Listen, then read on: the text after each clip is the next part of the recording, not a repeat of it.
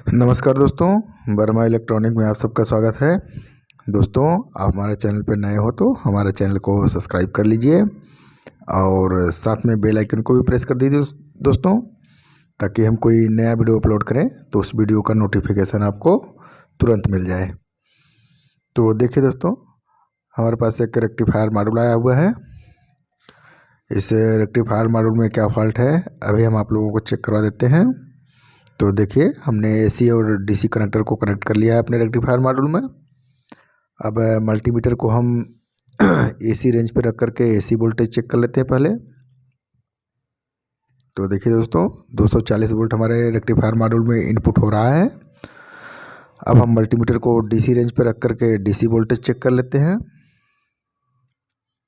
तो देखिए दोस्तों, डीसी हमारा 44 वोल्ट आउटपुट हो रहा है। तो इस रेक्टिफायर मॉड्यूल में क्या फॉल्ट है दोस्तों, यही मैं आप लोगों को आज बताऊंगा और दिखाऊंगा भी क्या फॉल्ट होने पे ऐसा दिक्कत आता है। तो चलिए दोस्तों, हम रेक्टिफायर मॉड्यूल के जितने भी स्क्रू लगे हुए हैं उन सबको हम खोल लेते हैं सबसे पहले।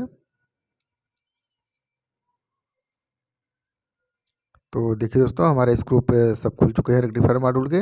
अब हम जो दोनों पार्ट हैं दोनों पार्ट को अलग कर लेते हैं और जितने भी कनेक्टर लगे हुए हैं उन सबको हम बाहर कर देते हैं पहले।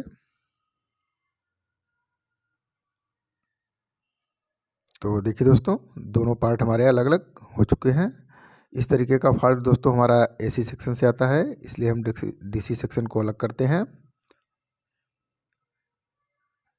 तो देखिए दोस्तों, इस तरीके का फॉल्ट हमारे इस स्विचिंग आईसी से आता है। ये हमारा स्विचिंग आईसी है, बीच वाला हमारा कम्युनिकेशन वाली आईसी है और लास्ट वाली हमारी स्विचिंग आईसी है। तो दोस्तों, एक बार मैं आपको जूम करके भी दिखा देता हूँ।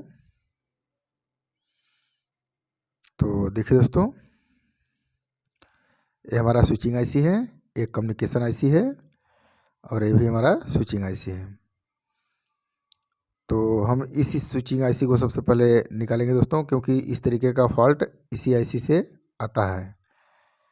हम इस आईसी को सबसे पहले बाहर करेंगे अपने इस सर्किट से, फिर दूसरा आईसी लगा करके देखेंगे रेक्टिफायर हमारा सही हो पाता है कि नहीं हो पाता है।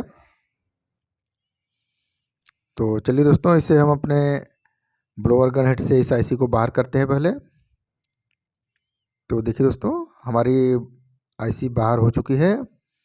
दोस्तों, इस आईसी का नंबर है LM358। LM358 इस आईसी का नंबर है। तो देखिए दोस्तों, हमारे पास एक पुरानी सर्किट है। मैं इसी पुराने सर्किट से इस स्विचिंग आईसी को निकाल करके इस सर्किट में लगाऊंगा। उसके बाद लगाने के बाद देखते हैं कि हमारा ये सर्किट कंप्लीट हो पाता है कि नहीं हो पाता है। तो चलिए दोस्तों, इस पुराने सर्किट से हम स्विचिंग आईसी को ब्लोअर गन से बाहर करते हैं पहले। तो देखिए दोस्तों, इस सर्किट से हमारा स्विचिंग आईसी निकल चुका है। अब हम इस आईसी को अपने नए वाले सर्किट पे लगाएंगे रेक्टिफायर मॉड्यूल के। तो देखिए दोस्तों, सर्किट पे हमारा आईसी बैठ चुका है। अब ब्लोअर गन से हम हीट करके जो भी आईसी के पॉइंट है उसको पीसीबी पे सोल्डरिंग कर देंगे, ताकि आसानी से हमारा आईसी सर्किट पे लग जाए।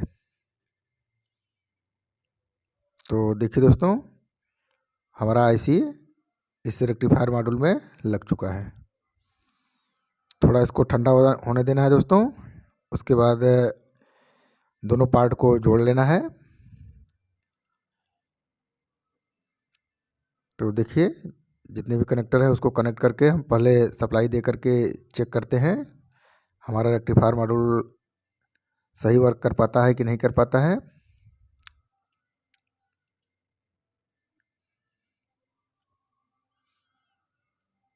तो देखिए दोस्तों, हमारा जितना भी कनेक्टर था वो सब लग चुका है।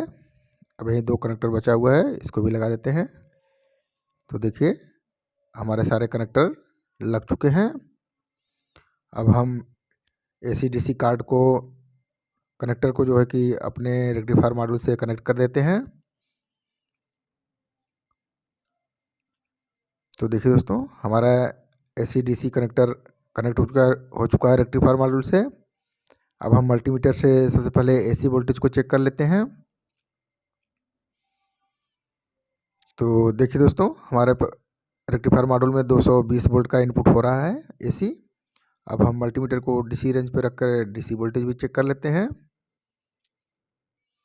तो देखिए दोस्तों, 54.6 वोल्ट हमारा रेक्टिफायर मॉड्यूल से हो रहा है। हमारा रेक्टिफायर मॉड्यूल ओके हो चुका है। दोस्तों, अगर वीडियो अच्छा लगा हो तो वीडियो को शेयर, लाइक और सब्सक्राइब जरूर करना, और साथ में बेल आइकन को भी प्रेस कर देना दोस्तों, ताकि हम कोई नया वीडियो अपलोड करें उस वीडियो का नोटिफिकेशन आपको तुरंत मिल जाए। तो दोस्तों, इस वीडियो में यहीं तक, मिलते हैं अगले वीडियो में। तब तक के लिए नमस्कार।